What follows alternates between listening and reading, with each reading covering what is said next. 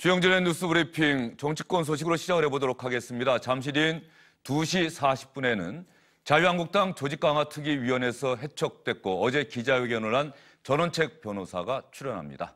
오후 2시 40분에 전원책 변호사와 이야기를 나누겠고요. 그 전에 정치권 소식 차분하게 여러분께 정리해드리겠습니다. 세 분과 함께합니다. 박창환 장한대 교수, 김병민 경희대 겸임교수, SBS의 박문신 논설위원 나와 계십니다. 어서 오십시오. 예, 안녕하십니까. 먼저 문재인 대통령 아세안 관련 정상회의에 참석하기 위해서 싱가포르를 방문하고 있는데 어떤 활동을 하고 있는지 먼저 여러분께 들려드리겠습니다. 나는 아세안 정상들과 함께 한 아세안의 새로운 30년, 대한민국의 새로운 100년을 시작하고 싶습니다. 내년 아세안 정상들을 대한민국에 초대합니다. 2019년 한 아세안 특별정상회의와 제1차 한 메콩 정상회의를 개최하고자 합니다.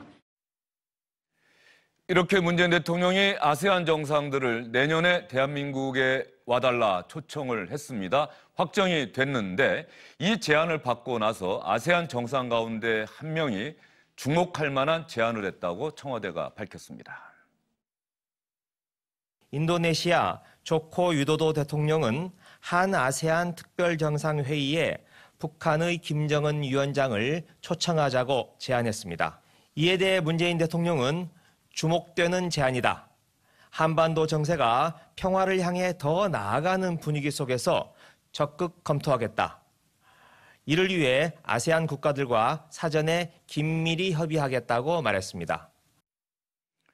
박문신 논설위원, 그렇다고 한다면 김정은 위원장이 서울 답방 약속과 별개로 내년에 대한민국을 정상회의가 어디서 개최될지는 아직 잘 모르겠습니다만 다시 또 올 가능성도 커진 건가요? 일단 열려 있다고는 봐야 되는데 그것이 커졌는지 그거는 조금 더 지켜봐야 되지 않을까 싶습니다. 이 형식은 조금 전에 청와대 대변인이 얘기했습니다마는 인도네시아 대통령이 제안을 하고 문재인 대통령이 그것에 대해서 화답하는 형식으로 이루어졌는데 일단 인도네시아 대통령이 얘기한 것은 좀 나름대로 그 배경이 있습니다. 인도네시아라는 게 뭐 잘 아시겠습니다마는 과거 미소 냉전 시대 때부터 제3세계 비동맹 그 이른바 정상 회의 이런 것들을 주도했던 그룹이고 실제로 조코 위도도 대통령이 지난번에 8월 달에 아시안 게임이었었죠. 그 자카르타 팔렘방 아시안 게임 때도 남북 정상들이 같이 왔으면 좋겠다 하고 초청까지 했던 적이 있었거든요. 아마 그거의 연장선상에서 인도네시아의 어떤 그 나름의 특유의 그 비동맹 내지는 남북이 함께하는 그런 외교에 대해서 발언권을 행사하고 싶다 하는 그런 뜻으로도 해석될 수 있을 것 같고요.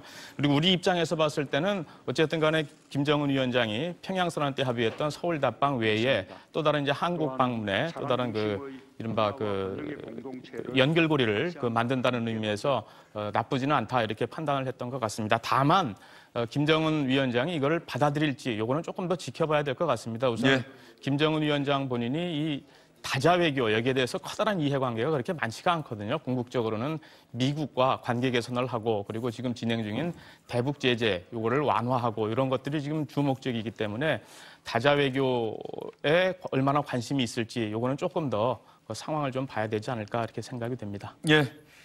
김정은 위원장이 국제 다자 외교 무대에 나오게 된다면 그것도 또 하나의 이벤트가 될 것 같은데 그 전에 서울 답방 또 제2차 북미 정상회담이라고 하는 중요한 일정 아직도 변수가 있어서 확실하지 않은 상황인데 먼저 이 두 개의 중요한 일정에 김정은 위원장이 참여하는지를 지켜봐야 내년에 한국에서 열리는 한 아세안 특별 정상회의에 김정은 위원장이 과연 참가하게 될지 그 가능성을 짚어볼 수 있을 것 같습니다. 두 분께는 그 이야기를 여쭐게요. 오늘 오전에 문재인 대통령이 마이크 펜스 미국 부통령을 만났습니다. 문재인 대통령이 한미 동맹 덕분에 북한과의 대화가 가능해졌다. 한미 동맹을 상당히 강조했는데 펜스 부통령은 많은 진전이 있었지만 아직도 가야 할 길이 많다. 문재인 대통령과의 시각차를 드러냈습니다. 이 부분은 어떻게 봐야 할까요? 펜스 부통령은 뭐 미국 그 행정부 내에서도 강경파, 매파로 알려져 있는 인물입니다. 싱가포르 오기 전에도 뭐 CVID, 이거 사실 트럼프 정부에서 좀 그동안에 이제 한켠으로 밀려나 있던 이야기인데 이걸 또다시 꺼내 들었어요. 또 문재인 대통령과 오늘 이야기하면서도 또 CVID를 또 꺼내서 얘기를 했습니다. 우리 입장에서는 이런 그 미국 내의 매파를 대변하고 있는 펜스 부통령의 어떤 논조를 조금 끌어와야 되는 좀 그런 상황이죠. 지금 가뜩이나 고위급 회담, 그다음에 북미 정상회담 일정 이런 것들이 아직 이제 구체화되고 있지 않은 상황이기 때문에 강경파를 대변하는 펜스 부통령으로부터 좀 충분히 설명도 듣고 또 우리 입장도 좀 충분히 설득해서 일단 뭐 만나야지 해결될 거 아니냐 그러면서 좀 협상의 분위기를 만드는 차원에서 오늘 펜스 부통령을 만나서 이야기를 나눈 게 아닌가 그렇게 생각합니다. 한국과 미국 사이의 대북 제재 완화 문제를 놓고 최근에 의견 차이가 있다는 언론 보도가 계속해서 나오고 있는 상황이거든요.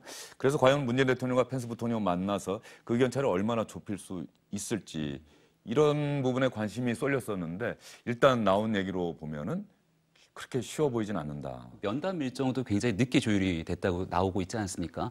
실제로 펜스 부통령과 문재인 대통령이 만나서 합의할 수 있는 내용들은 많지가 않을 겁니다. 앞서 박 교수님이 잘 설명했던 것처럼 펜스 부통령이 굉장히 강경파에 대한 목소리를 대변하고 있다라고도 볼 수가 있고요. 최근 뉴욕타임즈 보도를 통해서 삭감물 기지를 두고도 미국 내 미 국무부와 트럼프 대통령 그리고 이 미국 내에 있는 하원 이 민주당 의원들 간의 입장이 서로 상이하게 갈리고 있는 상황입니다. 여기 이제 문재인 대통령이 지난번 9월 평양을 방문해서 교착 상태에 빠져 있는 관계를 정상화시키고자 또 다른 방식을 제안했지만 그것을 미국 입장에서는 흔쾌히 받아들이지 않고 있는 형국이기 때문에 충분한 시간을 가지고 대북 협상에 임하겠다는 자세는 변하지 않는 것 같습니다. 그렇다면 이제 김정은 위원장이 실제로 서울 답방을 결심하는 과정 속에서 얼마만큼 북한에 대한 비핵화 의지에 대한 변화가 있는 것인지를 주목해야 되기 때문에 공은 다시 북한으로 넘어간 형국이 아닌가 생각이 됩니다. 예, 알겠습니다. 문재인 대통령 현재 아세안 관련 정상회의에 참석하고 있는데 북한과의 대화, 특히 북미 회담 중재자로서 상당히 역할을 해야 할 것 같은데 다음에 또 에이펙 정상회의도 예정돼 있기 때문에 이 무대에서는 과연 어떤 모습을 보이게 될지 특히 일본의 아베 총리와 오늘 오후쯤에는 자리를 함께하는 일정도 있다 이렇게 알려지고 있습니다. 만약에 아베 총리와 문재인 대통령 사이에 우리가 주목할 만한 어떤 표정이나 발언이 있다고 한다면 내일 이 시간에 여러분께 자세히 전해드리겠습니다.